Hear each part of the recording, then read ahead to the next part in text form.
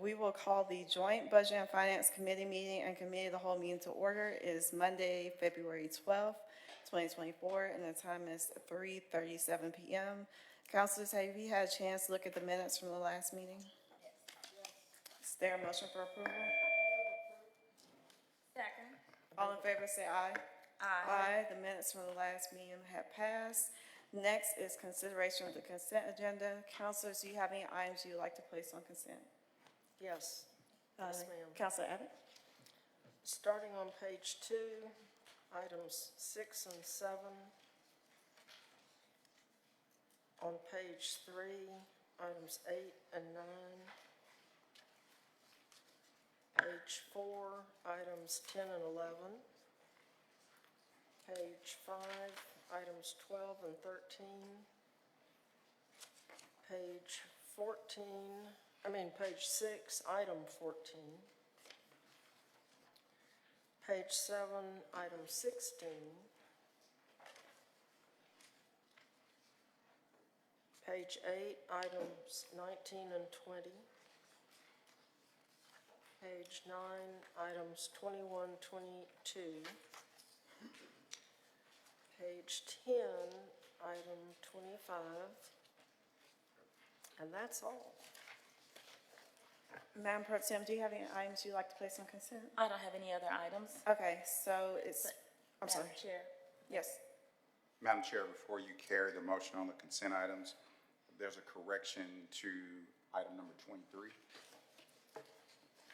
The item that was submitted by Community Development, Community Resources, Representative Harold Houston. The amount should be $2,500 instead of $2,000. The GL number, the neighborhood should be Crestwood North and not Crestwood South. The GL number is 031 200 12040 12041 1598 540 001. Okay, thank you, Jeff. Okay, so the consent items are on page 2, items 6 and 7, on page 3, items 8 and 9, on page 4, items 10 and 11, page 5, items 12 and 13, page 6, item 14, page 7, item 16, page 8, items 19 and 20, page 9, items 21 and 22, page 10, item 25. All right. Is there a motion for approval of the consent agenda? I move approval. Second. All in favor say aye. Aye. The consent agenda has passed. If your item was placed on consent, you can enjoy the rest of your day. Otherwise, the first item is item number 4. This is a redevelopment agreement between the City of Birmingham and the Movement, under which the Movement will purchase properties formerly known as Scott Elementary School in the old North Pratt Community Center for redevelopment to serve as a community development center. The city has agreed to make the property available to the Movement at a use value of $25,000. Second. Okay. Mr. Jackson? Awesome. Thank you, Councilor Smitherman. We will have Cornell Wesley come forth now from IEO. Good afternoon. Good afternoon. That is a strong mic. My name is Cornell Wesley. I proudly serve as the Director for the Office of Innovation and Economic Opportunity.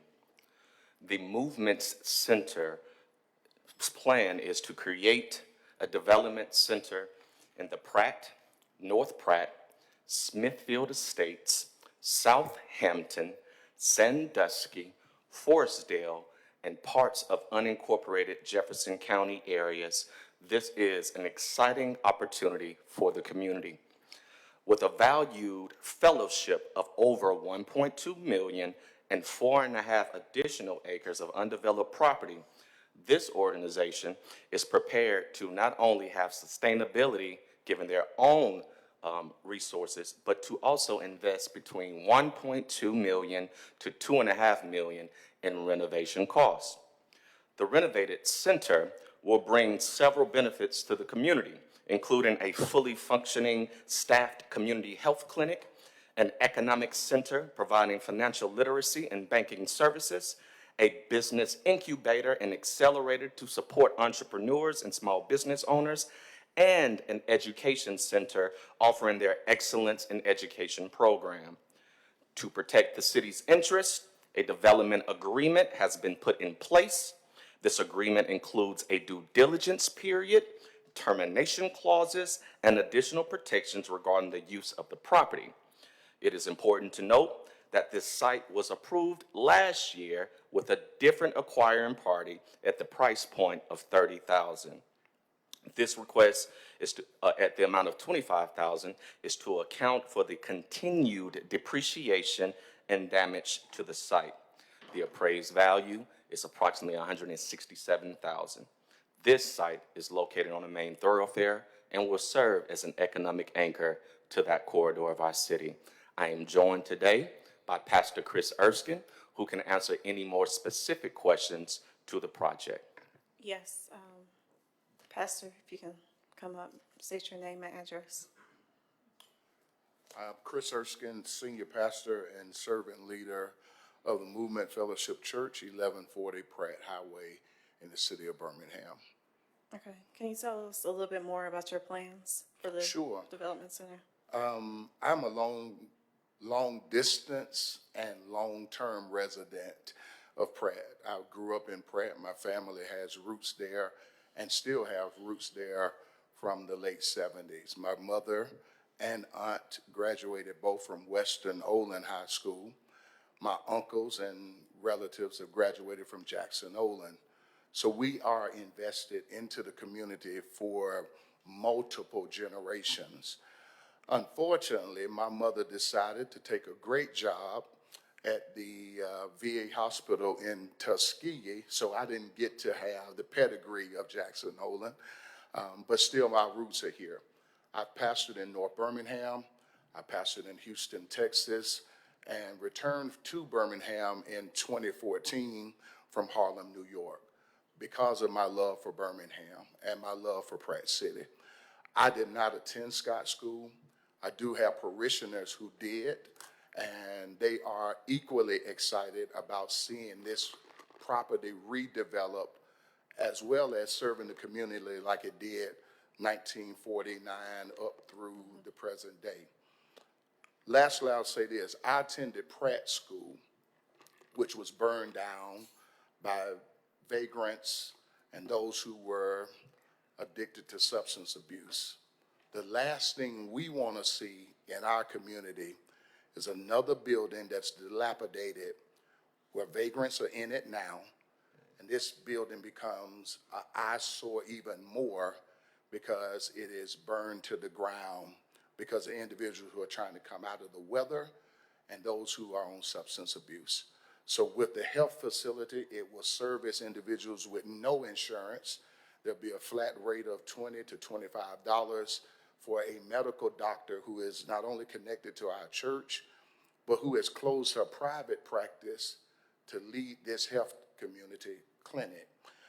The business nexus is already up and off the ground with the Pratt City Business Association, which has and boasts now 175 business owners.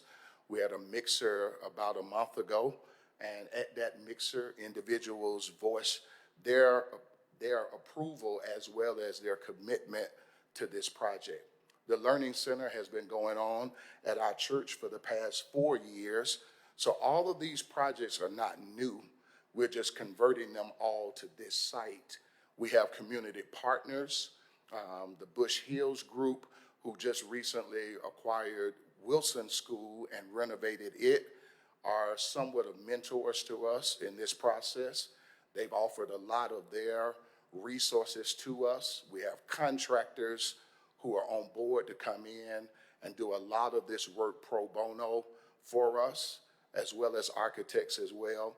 And then we've created the Movement Foundation, where others in the community and the city and the state and nation can contribute to the upbuilding of this community in great ways. Thank you. Madam Pro Tem, do you have any questions? Thank you very much. I thank you, Pastor, for giving us the information regarding what the project will be to us. As a former school board member, I know the vibrancy that you talk about of how Scott School was to that community, and having lived in that area for a period of time prior to where I live now, I also know the importance of having a facility like that deeply rooted into your neighborhood. So I know that these residents will be very glad to hear it. You also have already told us primarily, I think it was healthcare, and what's the other? Are you going to be doing some education programs in there? Right. So the Learning Center will have two components. It will have a fresh start, which starts at 5:30 in the morning, and it goes up to 7:30, 8 o'clock for students whose parents will bring them to that facility before they go to school. We'll do tutoring there. We'll have individuals, retired teachers, current teachers, who will give their expertise in areas. We want to eradicate the Literacy Act, as well as to abolish this 5th grade math test that these children have to pass. We're seeing this prison pipeline differently in our community. If a child doesn't pass the reading comprehension for the state at 3rd grade, they're retained. If they don't pass 5th grade math, they're retained. Well, if we're giving up on our children at 8 and at 12 years old, saying by 18 they're going to need a prison, we as a church and a community wanted to stand up to say that we can't have it. Number two, it will have an after-school component where the bus drops students off right there at Scott. And so they can come right into a facility safe. They can start that process of learning, and we'll have creative ways to help students learn. We've already partnered with Southampton K through 8. We've partnered with Jackson Olin High School already to make sure that the Birmingham City Schools know we're not trying to create a charter school. We're not trying to embark upon what our superintendent already has, but we want to be that community aid to help with education. Then lastly, the credit union that will go alongside of the business nexus so that the community can have a buyback into the upbuilding and the future and longevity of it. A credit union, different than a bank, is that you not only have a policy and a account, you're a part owner.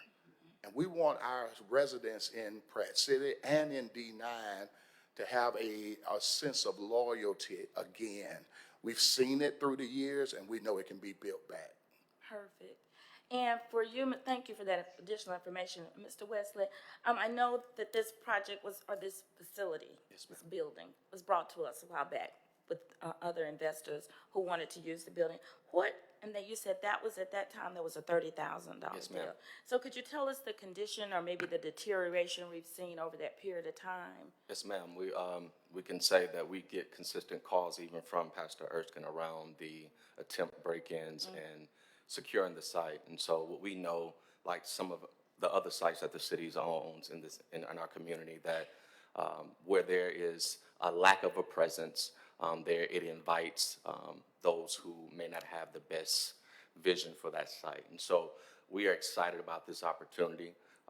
Uniquely, again, the previous acquirer could not get to the finish line. We have full confidence that they can and have the resources to close efficiently and quickly. Well, I'm glad to also know that the church also brings its own set of funds to back up and fill the gap and make this project really work and to sustain it. That's what I like most.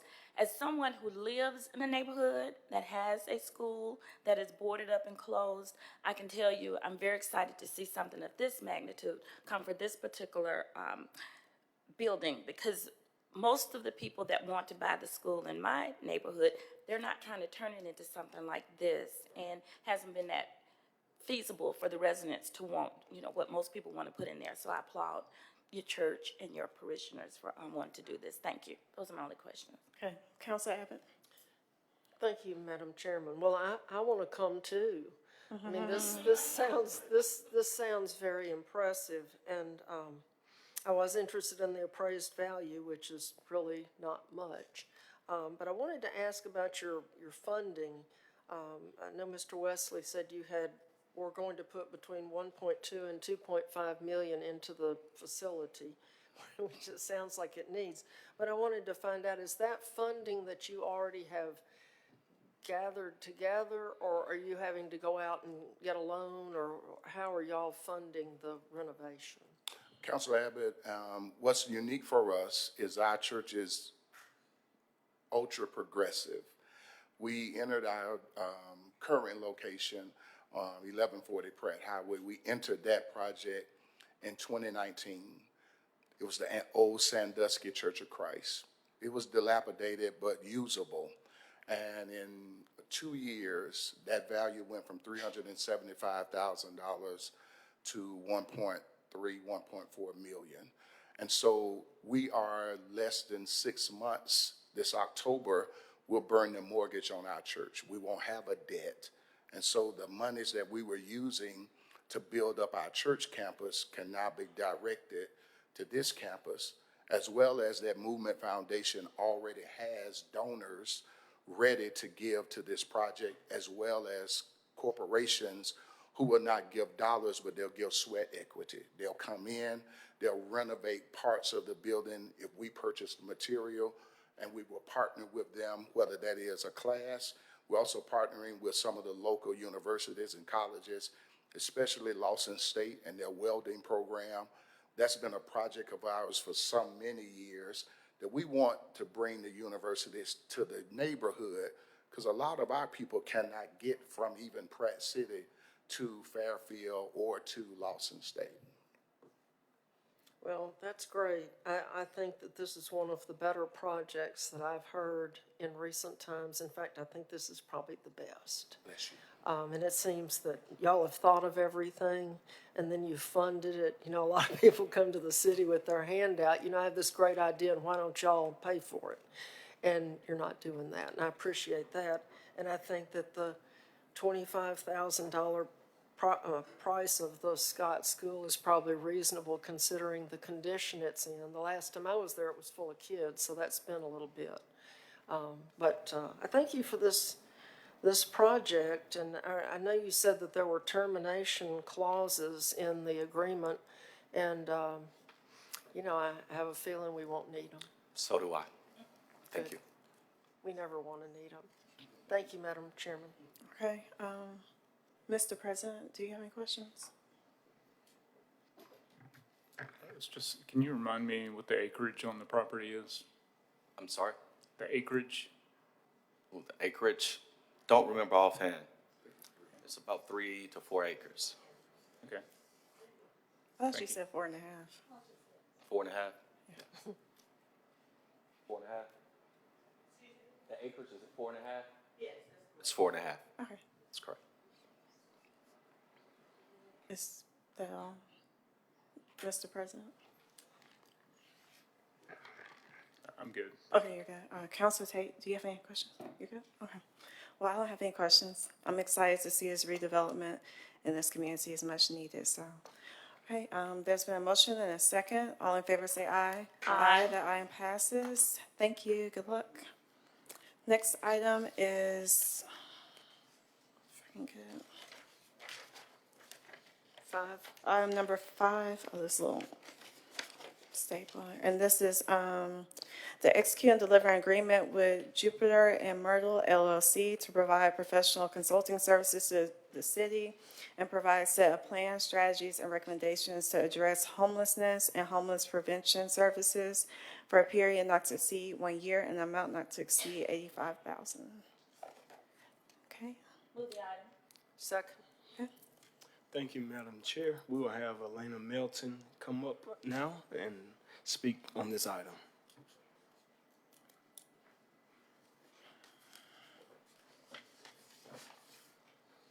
Good afternoon, Madam Chair, members of the committee, to our council president, other councilors. I'm Elena Melton, and I serve as Director of Special Projects. The item before you is one that we brought to this committee before, and many of you have met with Juniper and Myrtle.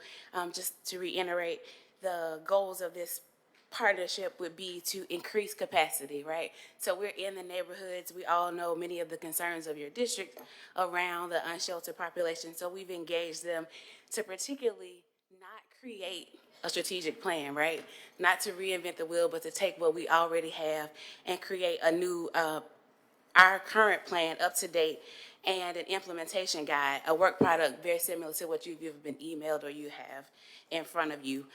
We've also asked them to assist with the community engagement for our Home for All. We specifically have not asked them to help to end homelessness, but to rather make things better by aligning the people around the need and building an ecosystem that will support the work that's already been done, which will be really critical to us moving forward. We've chosen this group quite simply because of their lived experience. Councilor Abbott reminds us all the time that we have a dozen plans, we spent money on plans, but what we have not done is brought people to the table who have the lived experience.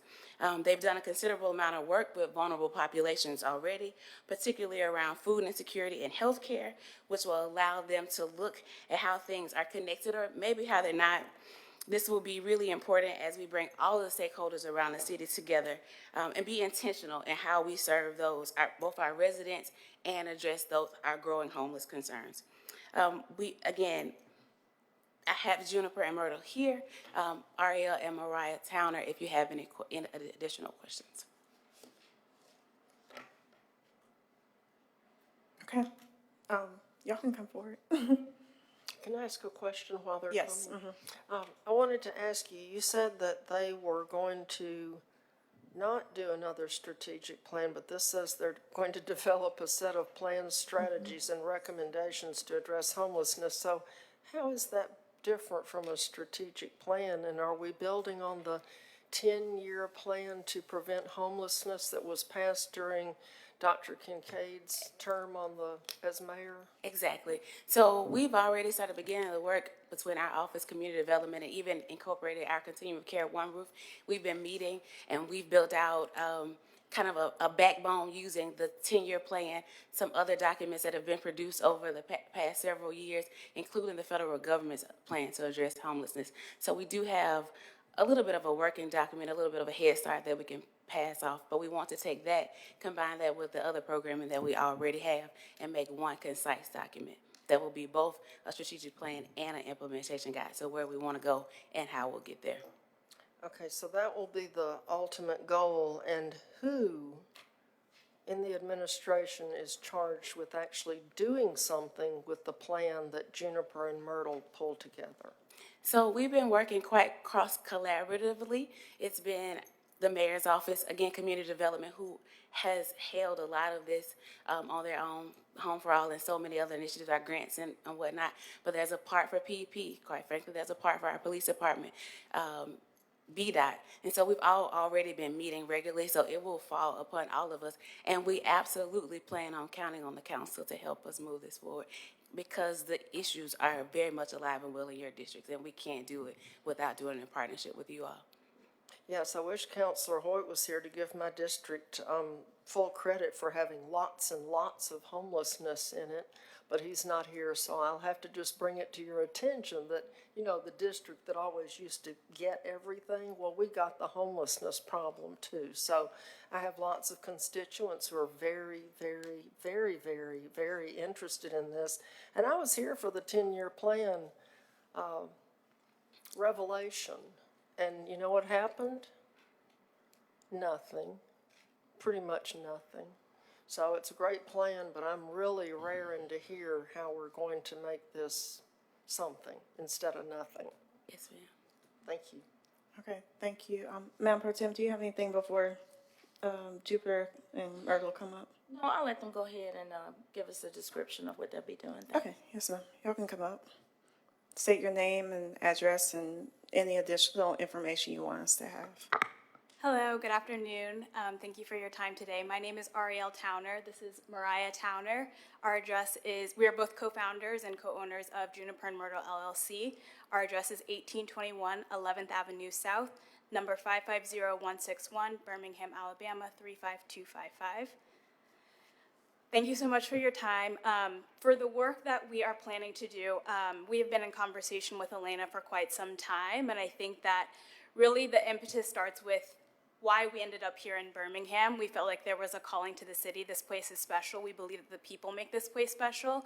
And as we look at the history and legacy of this city, we felt a sense of urgency around how can the city provide better and meet people where they're at. And so we were really excited about the opportunity to support the Community Development Department and the Mayor's Office with coming up with solutions to support those who are unhoused.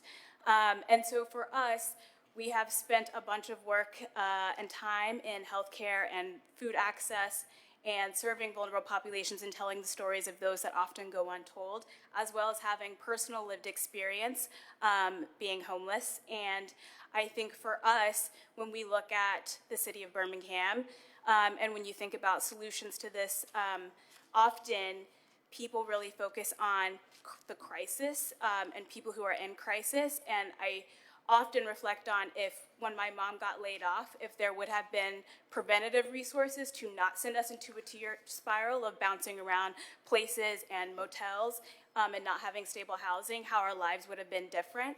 And so I think for us, it's two things. One, looking at this as a spectrum. There are people who enter and exit the system based on a host of needs, and not just focusing on those in crisis, but thinking about how you're building preventative solutions for those who may be on the cusp of entering into homelessness, as well as when you think about Birmingham being a tech hub, you had to build the ecosystem first for that to happen. And so people were focused on building the accelerators for an incubator so that people who had good ideas would come to Birmingham and or scale the ideas that they had who already lived here in Birmingham, as well as the funding resources and investors who were interested in funding these ideas.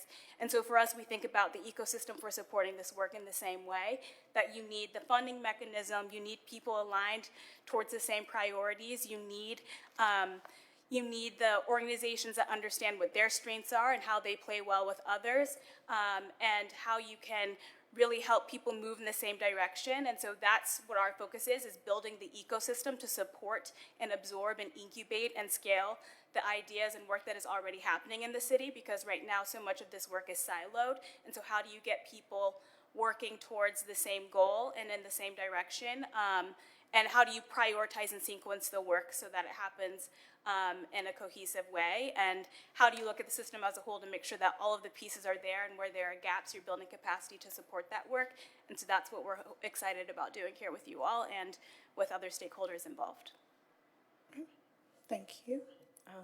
Madam Pro Tem, do you have any questions? Well, thank you very much for just giving us a rundown of what your goals would be. I do just want to spend just a few minutes, and thank you for approaching this from a project management type viewpoint, and wanted to identify and establish the ecosystem that goes along with this when we talk about homelessness. So let me ask just one more time, just be sure I'm clear. Sure.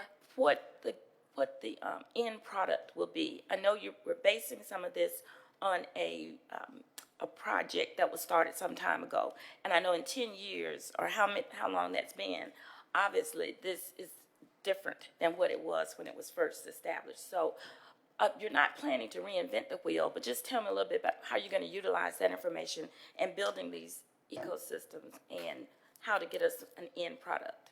Sure. So I think that there's probably a written asset, but there is also how do you help people understand what their role is in this, and how do you help people understand what their strength is? So people may have a role today, but it may not be their strength, and so how do you help people build capacity in the areas that are their strengths so that people can do the work that they're really good at, and others can do the work that they're really good at? And so I think that some of this is like a written asset, and some of it is also just helping to build the capacity and alignment across stakeholders. And so that's one piece of it. I think there's a bunch of facilitation of meetings to get people on the same page that is a part of this. But the final product is, to Elena's point, a roadmap of sorts of where are the gaps today, and then where does the capacity building need to happen? Where is the funding needs that need to happen, and how do we move this work forward, and starting to help name some of that for all of the stakeholders involved. Perfect, thank you. And one other thought came to mind. Did you really address or answer who this particular group will be reporting to? I know you said it's going to cross a lot of department lines, but who would, say for instance, we had a question that we wanted to get through government affairs, how would we know what reporting or sort of who's minding the ship for the city? So most of that reporting, I guess, would come through me, so we're already in contact with one of the governmental affairs, but a lot of that would lie in community development, particularly around the Home for All community engagement and the those consultants are already involved with those projects. Okay, thank you very much. Those are my only questions. Okay. Counselor Abbott? Well, I'm glad to see you ladies again. And I'm excited about this. And don't get me wrong, I'm real excited about it. I'm just fearful, you know, and it's only because of past experiences. But I'm going to get over that. And I'm really looking forward to what you're going to bring together, because we have a dire need, and we have people who are just living like animals in our city, and that's not right. And so we really need to get our collective act together and do it better than all the other cities do, because we're late to the party and we can see what everybody else did, and maybe we can figure it out for ourselves. But I'm glad to see that this is going to happen, and I'm going to keep in touch. Through Elena, of course. Appropriately in touch. Thank you. Okay. Mr. President, do you have any questions? I guess I'd just like to echo Councilor Abbott's comments. You know, it's all in the implementation. I understand that the project period is a year. 1 year. Yeah, so the Home for All project a couple of those sites will happen before then, right? Yes. So, all right. So we'll be able to see, touch, and feel some actual solutions being, implemented in the near future versus this project, which is, the larger road mount. That's correct. Okay, yeah, I'm good. Okay. Counselor Tate? Thank you. Thank you, Elena, young ladies. And I just want to echo everything everybody has said up here, and understanding what it takes when we say building our ecosystem. And so what, I see and what has happened in this city is a lot of piecemealing. People that's trying to figure out as they go along. And so it's an honor to have young ladies that have done the research, have done something. Capacity building is strengthening one another. And what I tend to see a lot, because I run a nonprofit, is a lot of people run out their lane. And so that means that you're not experienced over here to do what you need to be doing, and you need to be focused on exactly what it is that you need to be doing. So I think you guys are going to bring some true value to the Home for All project, where you can work alongside those partners that have been piecemealing for a long time, to let them know that those that are closest to the problem are your solution solvers, but are furthest from the resources. And so, I'm glad to see that nothing is going to change overnight. It's going to take some time, but to see, young ladies, as you stated, everybody's unsheltered experience is different. You got those that are dealing with mental illness, those that are dealing with substance abuse, what we call dual diagnosis, which they're going to need a little bit more time, to go from point A, point B, C, and to make sure that you're able to be able to function, in a setting. And it's, like you said, it's going to take those partnerships. We do have the Veterans Response Team who came to City Hall last Tuesday to talk about the resources that they can offer, because we do know that a lot of these people that are unsheltered are veterans.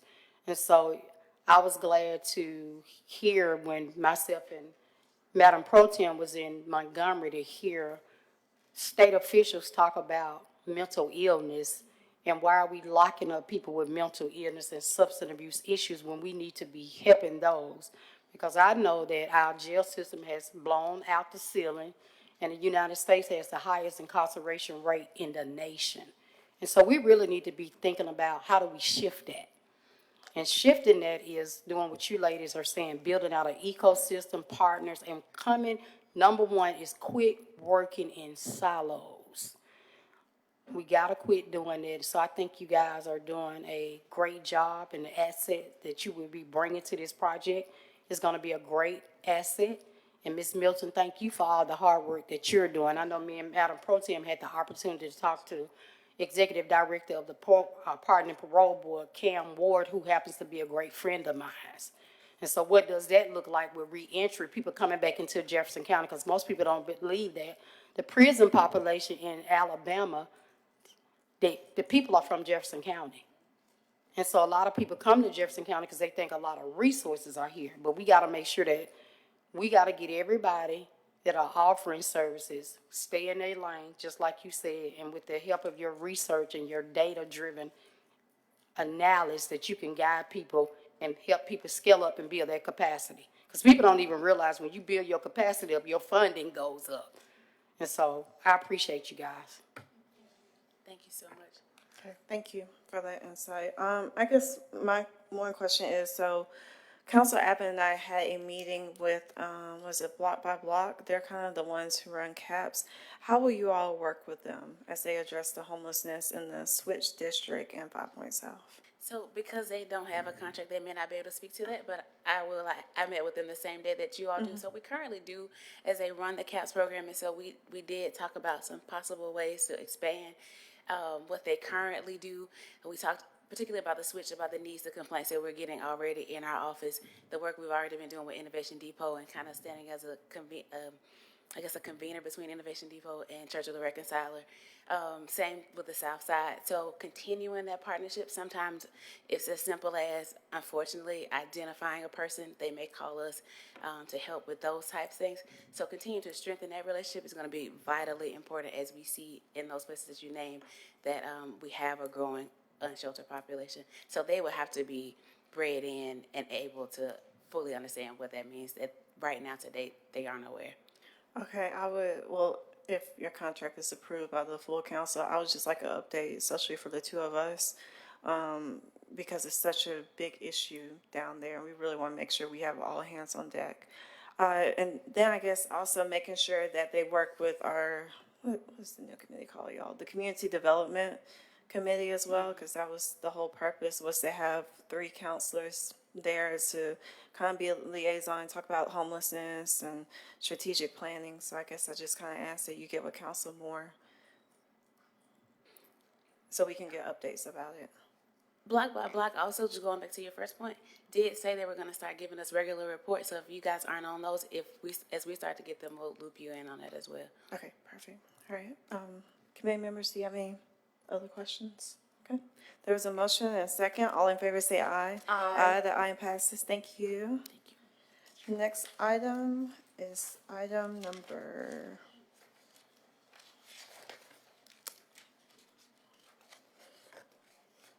15. And this is a resolution to amend resolution number 2060-23 to change the funding source from GL number 035_043.536-001 grant expenditures, Project Safe Neighborhood Grant, to GL number 001-043-26000 and 26001.524-040 other small equipment. And this is an agreement to provide a flock safety platform, including 5 flock safety cameras with software service and support for a term not to exceed 24 months. The total amount shall not exceed a total of $35,000. Move the item. Second. Good afternoon. Good afternoon. Keith. So I'm LaQuayla Parmack. I serve as the Assistant Chief. This item was previously approved, and so we're just requesting to change the funding source. Okay, gotcha. Okay. Committee members, do you have any questions? Councilor Abbott? Yeah, and it's an easy question. When I was reading last night, and maybe I was delirious because it was late, but it seemed like it said it was $35,000 a year in one place, and then it was for 24 months. And I thought, okay, is this a total of $70,000, or is it 35 for 2 years? 35 for 2 years is actually 17,500 each year. Each year. And it's for 5 LPRs. Okay, and so we're getting 5 new cameras, and you can't tell us where they are. We might talk.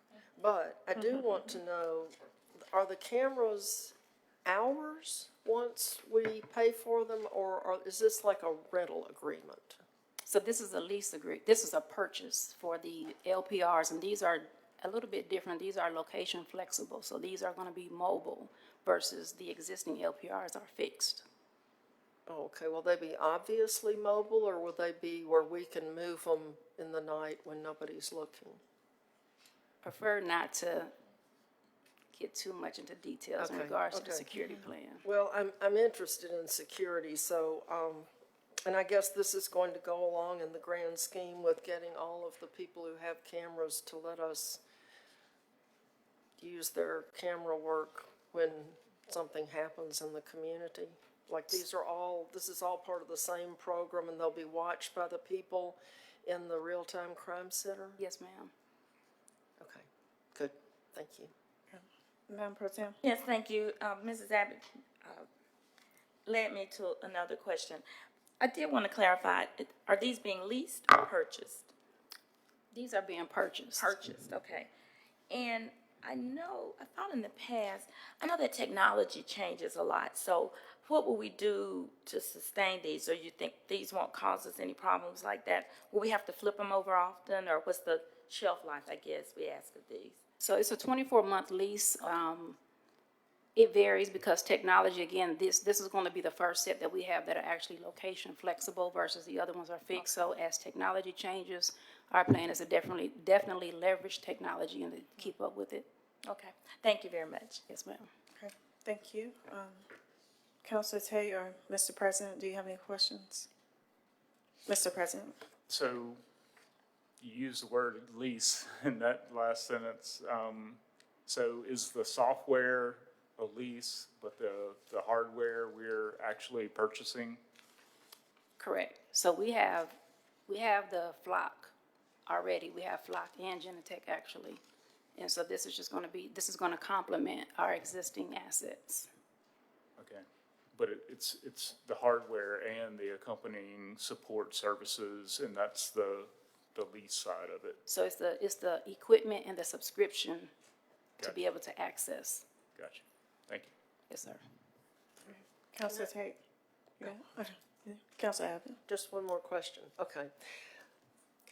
If Flock were to leave us and someone else became our provider, would these cameras still be functional, or would they not work because the Flock company software is no longer with us? How does that work?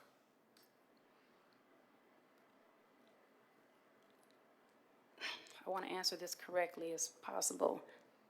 If Flock was acquired by another company, usually, and we've ran into that situation, that company's going to honor existing agreements and is going to be able to integrate with whatever that previous technology was, not really knowing specifically, but based off our experiences, when we have been in situations to where companies were purchased or acquired by another organization or entity, they honored the agreement, and it was an integration that was seamless, essentially.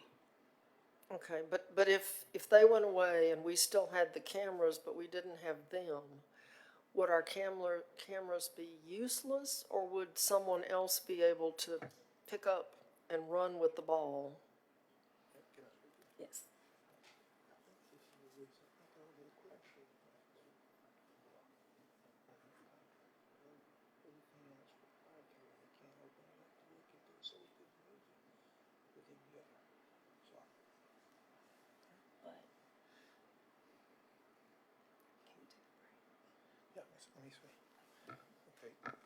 Counselor, a lot of this information is proprietary, and It is available to discuss in executive session if you would like, but a lot of it does need to be discussed in the public setting. Well, yeah, it's not an emergency. It's just that, things happen in government and sometimes relationships don't work out. And I just wanted to know if we would be stuck with useless cameras that we had gotten if the flock people went away and the herd people came.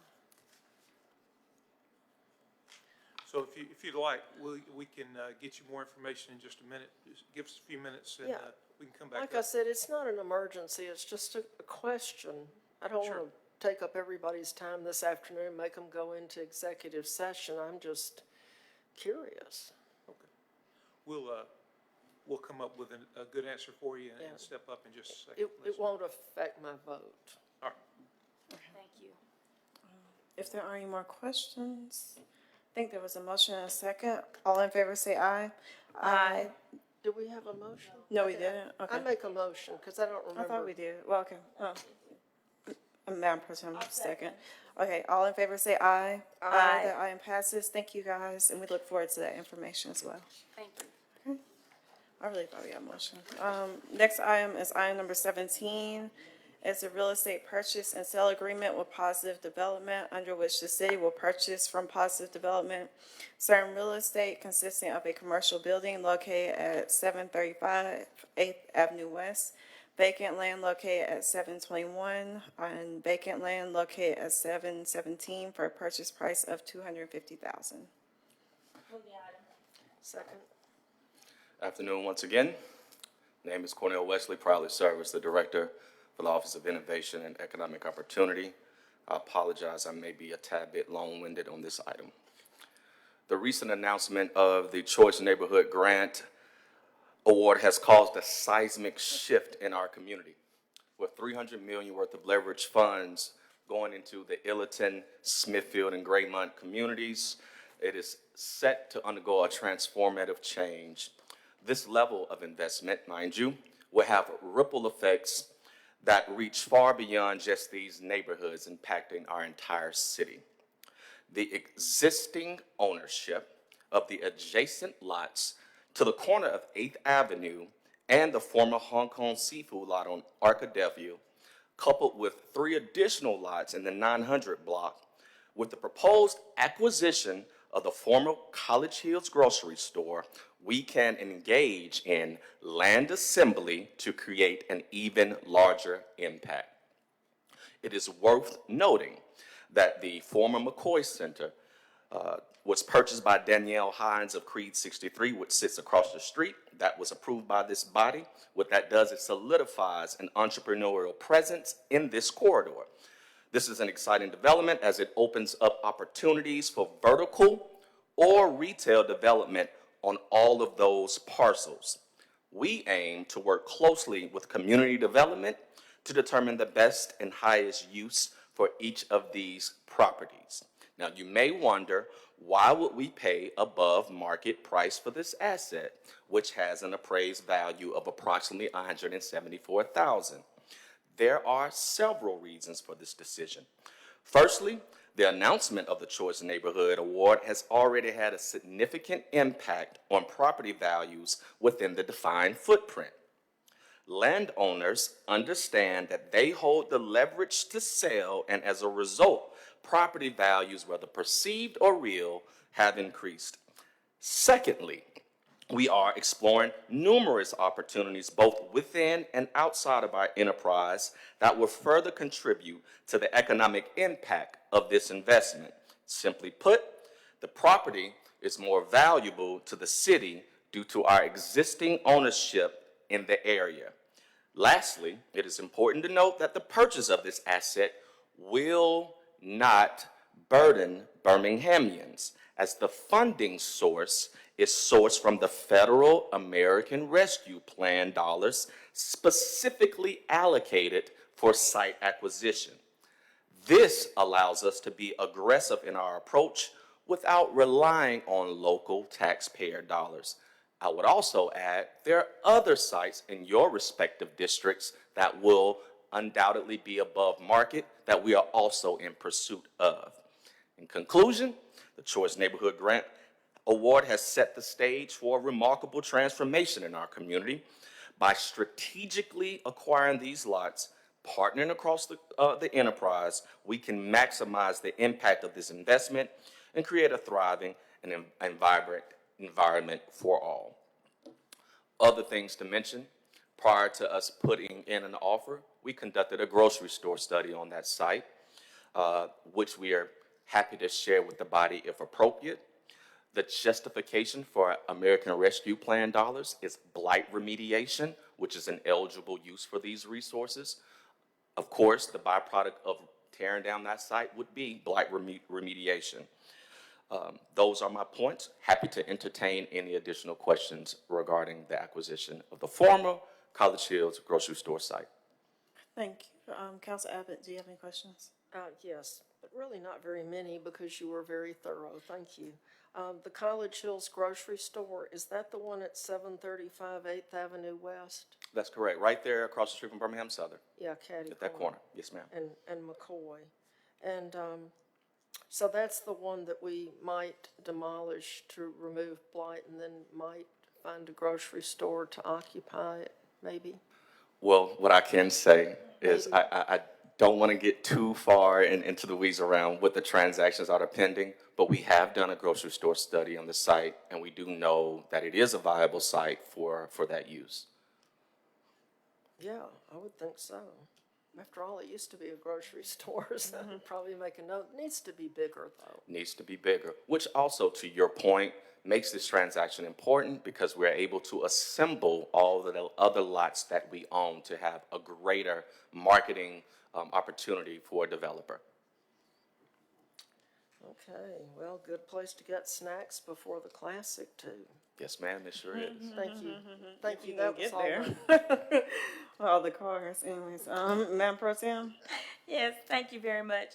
And so in addition to the property that was the grocery store, you're also buying across the street. We already own. We already own that. So this will be this is the last piece that we need to acquire. We own, again, 3 lots in the 900 block. We own across the street, the old Hong Kong seafood lot. And again, other lots that are adjacent and even touch this existing lot. Being able to assemble all of them makes for a larger impact. Well, I'm glad you saved the best for last when you told us the funding source. Yes, ma'am. And the fact that this is really some of the use that ARPA dollars were really meant to, I think. That's correct. What Biden and everyone wanted us to do, to utilize this money to bring back neighborhoods and things like that. On a personal story, I used to go to that grocery store every day with my grandmother, so I hope it is built back. Thank you. That's a good memory to have. Yeah. Mr. President? I'm really excited about this. At one point I was representing the College Hills neighborhood as part of my council district. I think, both College Hills and Bush Hills are great neighborhoods. They're terrific places to live. There's excellent housing stock that, there's tremendous potential there. I would live in College Hills and Druid Hills any day of the week. Same here. Yeah. So,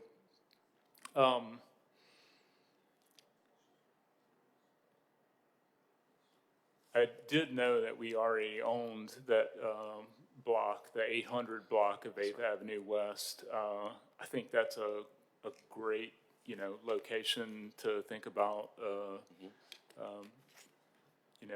development there. And from what I understand, there's some folks interested. So, Yes, sir.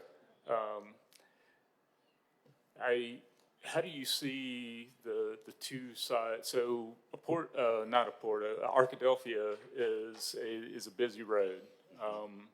So, what are you thinking in terms of uniting, those 2 blocks across a busy highway? I think there's 2 transactions, theoretically. One being the Hong Kong seafood site, and then across the street, the remaining parcels that we could assemble. So conceivably, you could have two projects going on. Okay. I had another question that I wanted to ask you, but it slipped my mind. Really a point. So I think this, again, is an excellent proposal and builds upon our investment, or the investments that were part of the Choice Yes, sir. Award, but also our investment in Birmingham Southern. Yes, sir. So,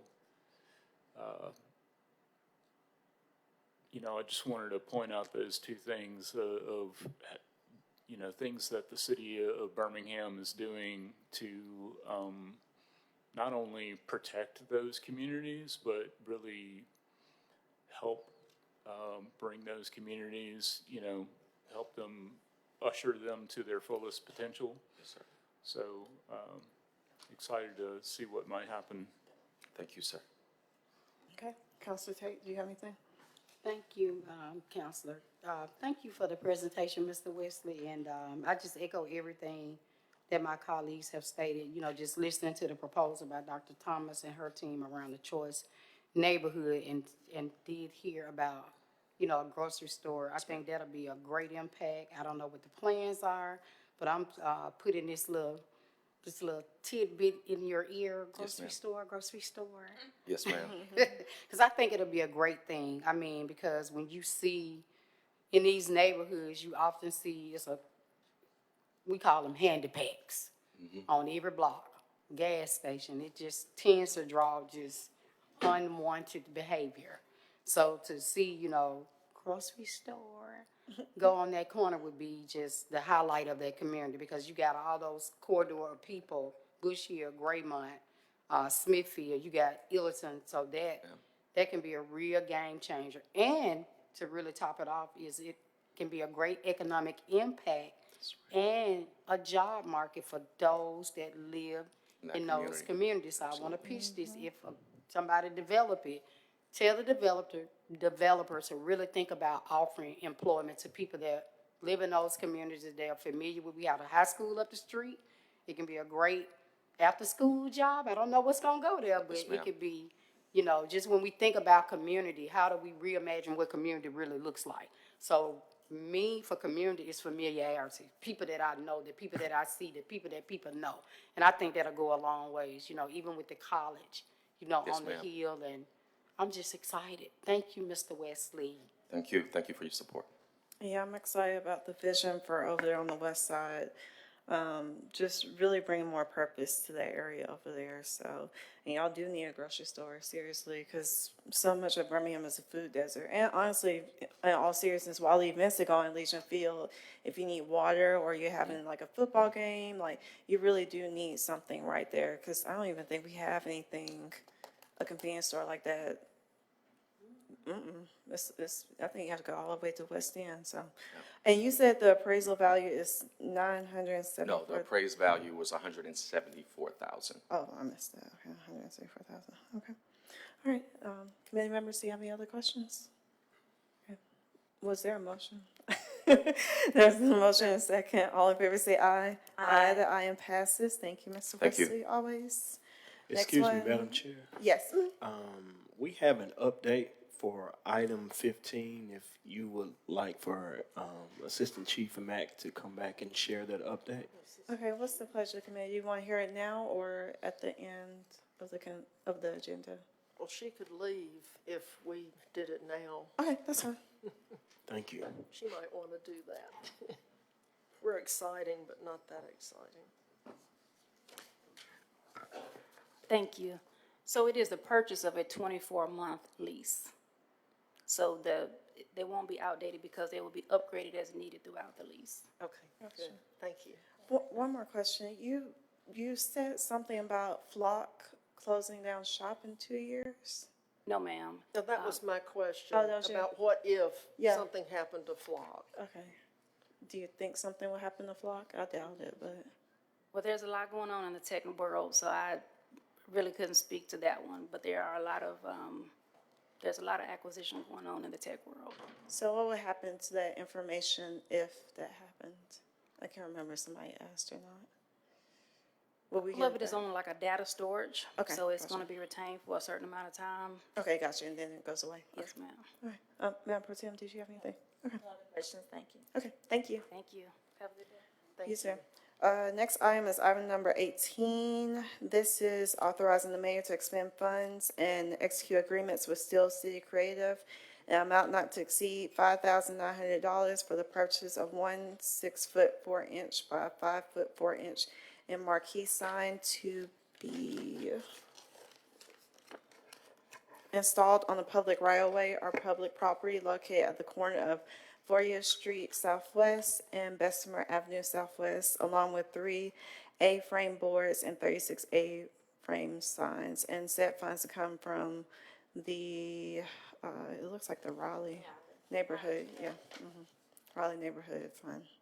Good afternoon, Madam Chair and other council members, Budget and Finance. I'm Thomas Stone. I serve as Principal Accountant for the Community Development Department, Community Resource Services. This is a request from our Raleigh Trevelick Neighborhood Association to purchase one marquee sign, 3 A-frame signs, and 36 slide-in of the A-frame signs for the Neighborhood Association. Okay. Madam Pro Tem, do you have any questions? No, I don't. This neighborhood is in the D7 district, and so I know they wanted to upgrade signage and make neighbors aware of meetings and things like that, some of the intended use. Oh, that's smart. Very smart. Council Abbott? Yeah, I was the one with questions because I wondered, like, is this like a neighborhood sign, neighborhood marker sign, or is this a sign where you change out the messages, and what does it look like? There is one marquee sign, entrance sign to the neighborhood. There will be one marquee sign. And then we have the purchase of 3 A-frame signs with the slide-ins they're going to have for their neighborhood association meetings and updates for other information going on throughout the neighborhood. Okay, so the marquee sign will be permanent. That'll be a permanent sign. Yes, And ma'am. then the 3 A-frame boards and the 36 A-frame signs, they'll move around the neighborhood with information on them as needed? Yes, ma'am, that is correct. Okay. Well, the way it was worded, I wasn't sure if all this stuff was gonna sit in one place, and I thought, well, that would be strange, but you never know. So thank you, that was all my questions. Okay. Mr. President or Councilor Tate? Okay. Madam Chair, I did also want to add, Yes. I do want to compliment this particular neighborhood association. They do a lot of, they hold a lot of neighborhood cleanups, and that's they're good. very moving around the neighborhood, and so I thought this was an excellent use of their project here they're trying to build on the people that attend those meetings. So I think having this capability is going to help them as well. Yeah, I agree. Yes, ma'am. All right, there wasn't a motion and second. There wasn't one. Is there a motion I and a move second? approval. Second. All in favor say aye. Aye. The item passes. Thank you. Next, And did we approve item 15 based on her questions? Have We'd you already already- approved it? we we already already approved Okay, it. They were thank just you. giving us an update based off of Council Abbott's question. Okay, item number 23, this is to allocate funds in an amount not to exceed $2,500 and execute contracts with the Birmingham Board of Education to allow the board to provide services to the city by coordinating with Avondale Elementary School to support after-school programming at the school. Said funds to come from Crestwood North Neighborhood Association Fund. Move the item. Second. Yes, ma'am. Thomas Stone, Principal Accountant, again, Community Development, Community Resources. I believe Jeffrey, Council Administrator, spoke on this. There were a couple of misprints in this request. This is the Crestwood North Neighborhood Association, and the amount is $2,500. And the support is to Avondale Elementary School, Birmingham Board of Education. Council Abbott? So this is Crestwood North, not Crestwood South? That is correct. Yes, ma'am. Okay, thank you. I thought it was south, but I was wrong. Okay. Do you have any questions? No. Okay, there's been a motion and a second. All in favor say aye. Aye. The item passes. All right, last one is item number 24. This is authorizing the mayor to expend funds and execute various agreements with various vendors in a total amount not to exceed $5,000 to provide neighborhood association officers training events and promote them in substantial form, under which the city of Birmingham will host these events from July 1st, 2024 through June 30th, 2025. Said funds shall come from the following source: professional fees, election expense.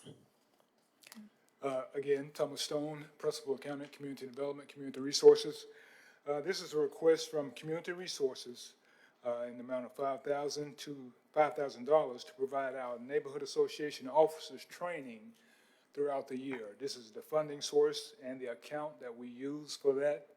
And we also have, coming up this year, we want to have an event or events for the 50-year anniversary of the CAB, Citizen Participation Plan. It is 1974 was the initial year, so this will be the 50-year anniversary for the Citizen Participation Plan of the Citizen Advisory Board. Okay, Council Abbott? Yes, it was me. I was trying to figure this out because it's $5,000 that we're allocating, but it's for next year. It says July 1st, 2024 through June 30th, 2025. So are we just using up the excess election expense money in a creative way? Yes, ma'am. That is the funding source for it.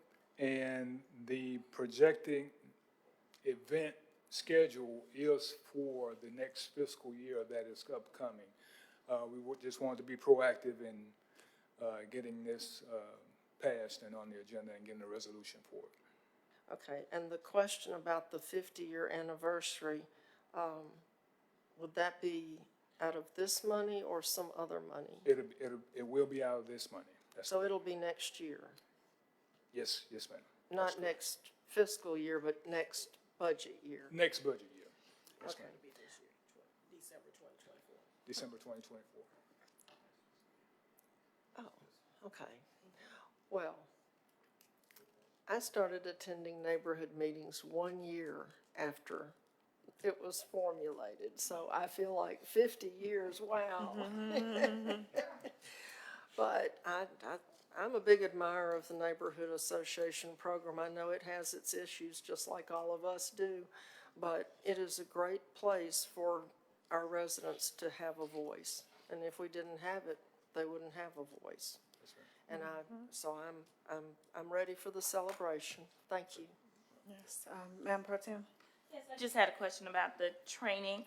What's the frequency of the training? Is it one event or multiple events? I'm sorry.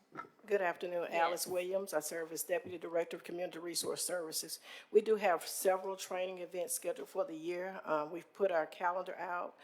We are working to make the 50th anniversary celebration a huge success. So there'll be several different trainings. As of right now, we're currently working on coffee with code enforcement events. We're partnering on those sort of things. We also have a couple of training events scheduled with Land Bank and other agencies within the city. And we also have a private vendor we're looking at to do more education and training for the officers in terms of civic engagement and things like that. So we are using it to try to expand on what we currently do. Thank you so much. I'm so glad that you mentioned the code enforcement training or those town halls or seminars that are currently being undertaken in the city. And I did want to know what the resource of that was. So that's really coming out of your department. I wasn't sure if it was PEP. Well, we're splitting it, so Okay. we rotate it. Okay. So we've been splitting it, so it comes from both of our departments. Okay. Yes, ma'am. Well, I just want to tell you how effective that is. I mean, I've got a little neighbor that went to that thing, and every neighborhood meeting, she's helping to share what she learned through that and making neighbors aware of code enforcement issues and how they can take things, into control by reporting and doing everything or following the code. So thank you very much for that. ma'am. Thank you. Okay, Mr. President, sorry, well, Council Abbott, either one. Well, this is inappropriate, but I just wanted to say that those code enforcement coffee meetings are fabulous. I went to the one on, what was it, Friday? Yes, ma'am. Thursday? One day recently, and it was so worth my time. I thought we ought to have all been here at the first one and the second one, and, because there's so much information, you can't absorb it. I mean, your brain just can't take it all in. And of course, I only got 2 handouts because I was slow. So, but it would be worth putting on our website somehow and having a video or having all the handouts or something for people who can't go in the daytime, during work hours. It was pretty fabulous. Now I'll be quiet because I'm out of order. Okay, Mr. President. Yeah, I'm hesitating to ask this question. Don't hesitate. Go ahead. Our ignoring things that may be happening in the background, under normal circumstances, would we have officer elections in 2024? I would rather not discuss that here in this forum, just because we're in the middle of litigation. So we wouldn't have just the election. We'd start processing. We'd start looking at the attendance and those sort of things. So we'll make the announcements, but we wouldn't have the election during October, until after October the 1st of the year. Okay, so I'm just trying to understand, like, in terms of timing, like, other things aside, what I know the terms as set forth in the Citizens Participation Plan are 2-year terms. During the pandemic, we had to do things a little differently. And am I remembering correctly that our last officer elections were in 2022? Yes, sir. So the next one will be in 2024. Okay. So this training would, in theory, occur after?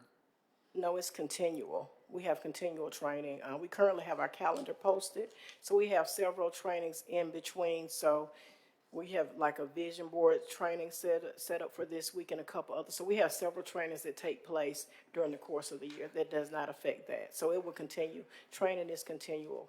Okay. Got it. All right. Thanks. Okay. Counselor Tate? Just one quick question for Director Williams. Are the code enforcement, Kaufman Code Enforcement, gonna just move around in different? Yes, ma'am. We wanted to try it from 10 to 12 like we did, just to give some people an option who might be retired, who might have time during that time frame. But we're also going to move it to different times, and we're going to try different formats. So it won't just be that formal setting. Some of it will take place at rec centers, libraries, where we just set up during the day to be there to answer residents' questions, some later in the evening, because what we found was a lot of the code enforcement people, the supervisors, can't make all those meetings, so we tried to provide another forum so they can get information out. So we're just testing it, and like I said, some of it in a few months we'll be scheduling just random days at rec centers and libraries, making announcements that if you have code enforcement concerns, to come meet with our team so we can address those questions and concerns. So we're just trying some different things to get the word out about code enforcement and its processes. And finally, if we, and I agree with Councilor Abbott, I missed the one at Fountain Heights. I think I had a conflict in schedule, but if we want to do something sooner than your next meeting, can we just reach out to our GA person and say, hey, let's schedule like you said, something, you're testing the water, but a lot of people work in the daytime, can kind of like try to meet people in the middle. And yeah, and we also have, each of our neighborhoods, they're part of a community.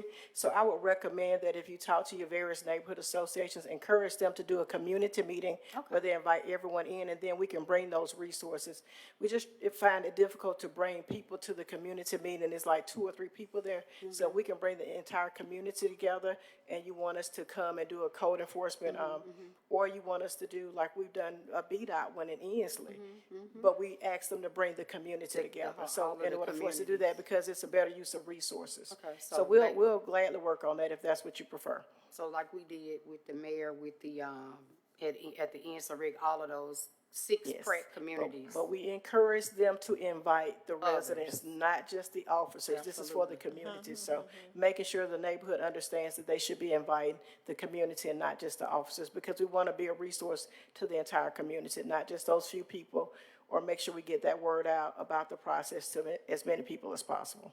And you mentioned something that was important, because a lot of people do work, you know, how do we offset those people that work, that can't make it? Can we set up like some type of, you know, some people may be able to take a break at work and say, hey, I'm gonna jump on Zoom, they got this meeting, you can come in person, or you can call in and listen, or you could Zoom in and listen. So would those options be available? We Because can make times are those really available. changing now. Yes, ma'am, we can make those available, and like I said, we were just testing it. So some days we might make an announcement and say, we're gonna be at the library in Pratt City from whatever time to whatever time. If you have questions, you wanna come out, and we can make that a virtual option as well. Okay. So, yes, ma'am. Perfect, thank you. Okay, are there any other questions? Okay. Is there a motion and a second? I move approval. All in favor say aye. Aye, that item passes.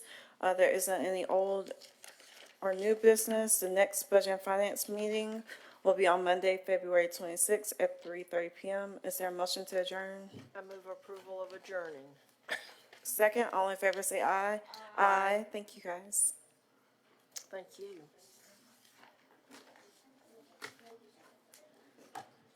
Yeah, that code enforcement was really good, but it was, there was so much. There was so much that I told him, I said, I gotta come to the next one so I can